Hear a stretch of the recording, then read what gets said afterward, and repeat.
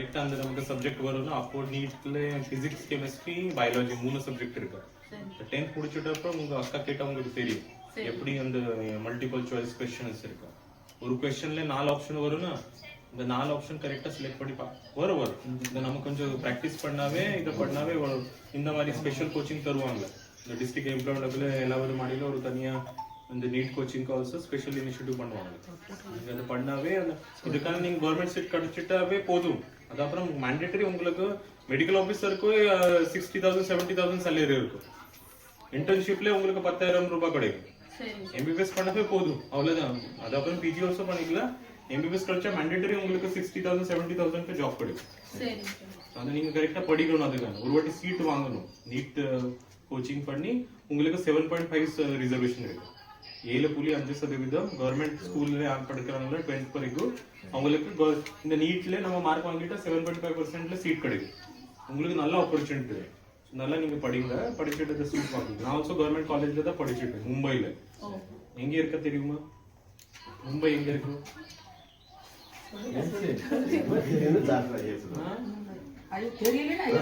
தெரியல சொல்லுங்க. கேஸ் பண்ணிக்கோங்க எந்த ஸ்டேட்ல இருக்குங்க.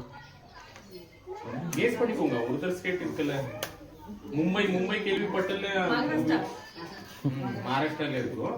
அங்கேதான் அந்த சென்னை எப்படி இருக்கு, அந்த சென்னை மாதிரி அங்க ஒரு கேபிட்டல் இருக்கு அந்த ஸ்டேட். அங்கேதான் படிச்சுட்டு தான் இந்த எக்ஸாம்ஸ்க்கு இன்ஃபர்மேஷன் வந்தா இது பண்ணிட்டேன். நீங்க ஆல்சோ செக் பண்ணிக்கலாம். 2 பேர் 40 வயசு எல்லாம் மேலே இருக்கான்னு எல்லாருக்கும் செக் பண்ண சொல்றாங்க பாருங்க. ஒரு மந்த் முன்னாள் வந்தாங்க, ஒரு 50 பேருக்கு மட்டும் பார்த்து போயிட்டோம். அந்த பிஎஸ்சி போய் டயக்னோஸ் பண்ணி அவங்க ட்ரீட்மெண்ட் கொடுத்தா அந்த பாக்ஸ் கொடுத்துருவாங்க.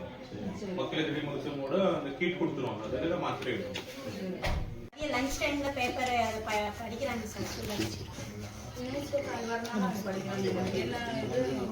நகையோட இது கேட்டாலும் கூட சொல்லுவாங்க. அந்த அளவுக்கு ஸ்கூல்ல இது பண்றாங்க.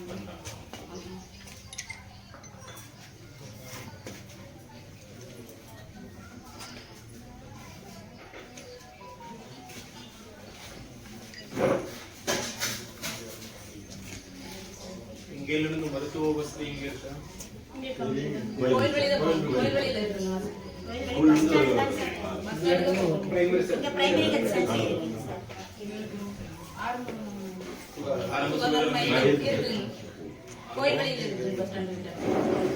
அங்கே போய் அவங்களுக்கு மக்களுக்கு மருத்துவ மூலமா மாற்ற வரணும்.